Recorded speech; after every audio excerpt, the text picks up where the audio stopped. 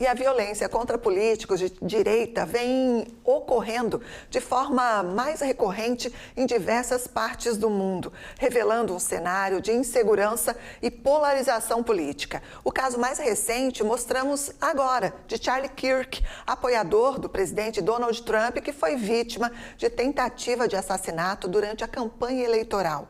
Assunto para o jornalista Tiago Pereira, que já está por aqui. E quando essa onda vai passar, vai acabar? É isso que a gente pergunta para você, Tiago. Boa noite, muito bem-vindo. Porque extremismo ninguém gosta, ninguém quer. E essa onda de extremismo está parecendo cada vez maior. Quando que isso vai acabar, hein? Vai depender do lado errado da situação, querer sim pôr um fim na polarização. E aí, durante o meu comentário, a gente vai entender quem é que é o extremista dessa parada, se assim a gente pode dizer, dessa história que se está construindo. E isso só vai parar quando se quiser realmente pacificar. A união e reconstrução, a pacificação que tanto se fala, ela tem que ser não só da boca para fora, ela tem que ser colocada em prática. Mas tem um espectro político que se criou, né, com o separatismo. Nós de um lado, vocês do outro, nós estamos certos, vocês estão errados. Enquanto isso ser cada vez mais pregado, o caminho é para que esse sonho que você pontuou dessa onda acabar é cada vez mais distante. Boa noite a você. Boa noite. É a nossa audiência qualificada nesse Sextou.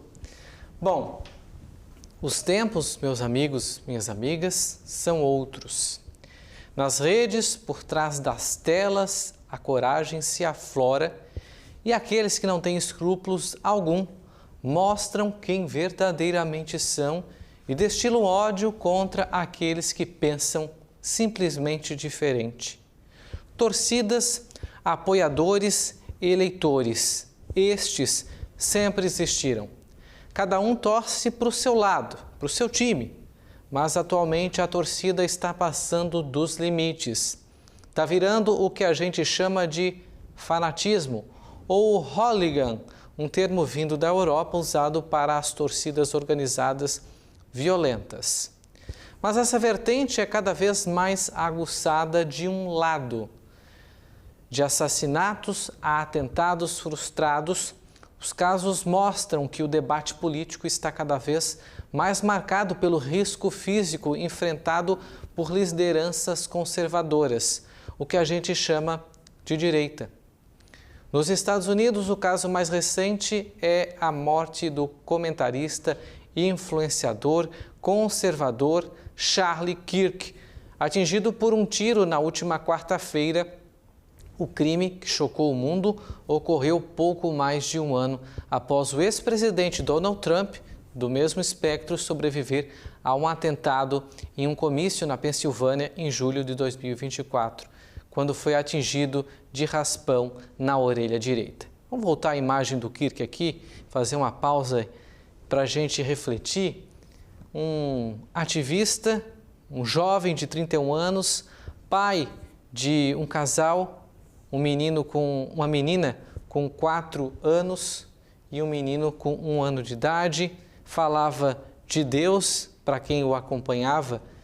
Fontes que eu conversei afirmam que ele falava de Deus, pregava o cristianismo, a presença de Jesus Cristo e falava no mundo conservador, aquele que tem os princípios mais voltados para a família, para a paz, nos deixa de uma forma trágica, né?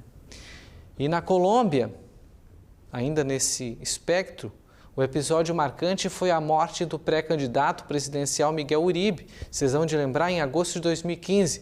O político conservador havia sido baleado 2 meses antes durante um comício em Bogotá, ou seja, a tentativa frustrada virou na consumada. Já na Europa, em 2019, a Alemanha se tornou palco de um caso inusitado, quando em apenas 13 dias, 6 candidatos do Partido Alternativa para a Alemanha, partido de direita, morreram antes das eleições locais.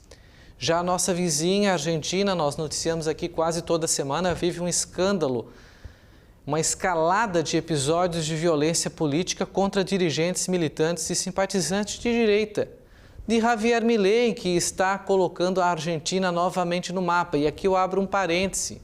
Contra o peronismo, contra uma política ditatorial que colocou a Argentina fora do mapa, que tirou a Argentina do espectro econômico, numa crise afundada.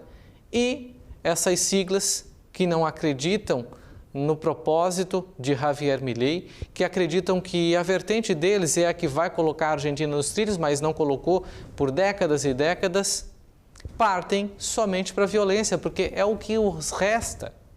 E vejam, todos os alvos da direita, a chamada propositalmente por muitos de extremistas, mas que é, na verdade, a vítima do ataque truculento, criminoso e violento da esquerda, que diz pregar o amor, a paz e a igualdade, quando, na verdade, está revestida pelo ódio, pelo rancor e pela vontade de calar a qualquer custo os que pensam contrários.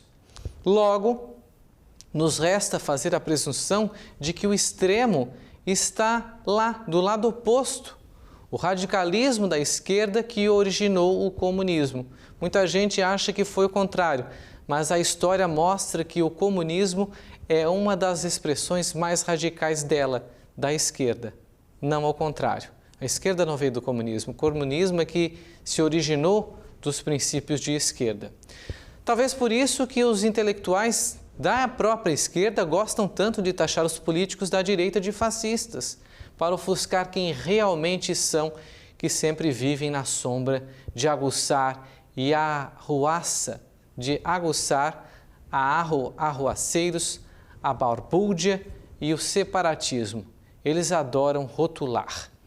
E aqui no Brasil, a gente mostra na tela, também na última quarta-feira, o deputado federal Nicolas Ferreira precisou acionar a justiça para se proteger e não ser mais uma vítima deles, da milícia digital, da esquerda, que se encoraja no virtual, mas também executa friamente os planos mais ousados em prol de calar os seus opositores.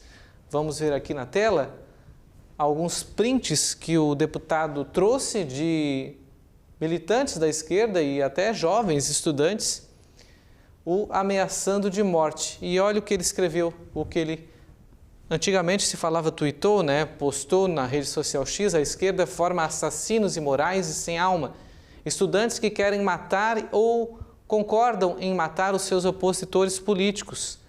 Já mobilizei todos os instrumentos jurídicos e de segurança contra eles. Se querem guerra, conseguiram, postou o Nicolas Ferreira, bem dentro daquilo que a gente está falando aqui. Caso de quarta-feira agora, coincidentemente.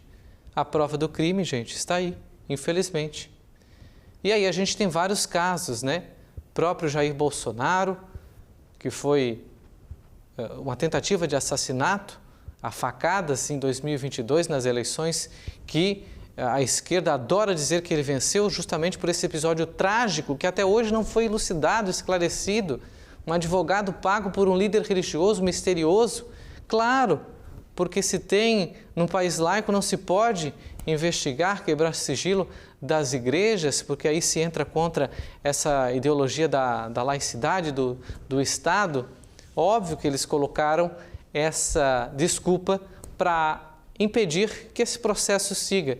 E Bolsonaro tratou muito disso enquanto foi presidente, da lentidão da Polícia Federal, que não teve a mesma lentidão para julgar os atos de 8 de janeiro e tentar colocar todos aqueles que faziam parte do governo passado, mesmo sem provas, na cena do crime do 8 de janeiro, sem qualquer indício de que eles tenham, como a gente até comentou aqui ontem, envolvimento no ato.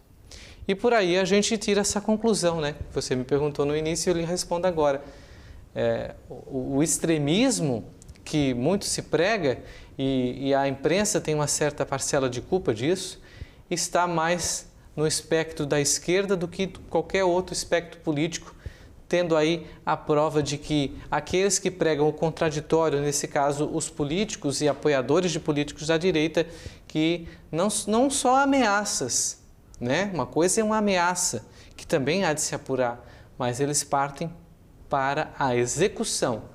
Donald Trump, Kirk, Bolsonaro, não exatamente nessa ordem, né? Bolsonaro veio antes, estão aí para provar. E há ainda quem duvide, né? Que Bolsonaro levou aquela facada lá em 2022, que quase o levou a óbito. Por hoje é só, sinto muito ser uma notícia não muito boa numa sexta-feira, espero que sirva para que a gente reflita, a gente volta a se ver na sexta-feira. Na segunda. Um bom final de semana a todos. Eu aqui já estou emendando uma folga, né? Até segunda então. Bom Tchau. fim de semana é a sexta que não sai da cabeça, porque sextou, gente. Sextou. Aproveite, mande um beijo para a família, em especial para o Otávio. Obrigado a todos.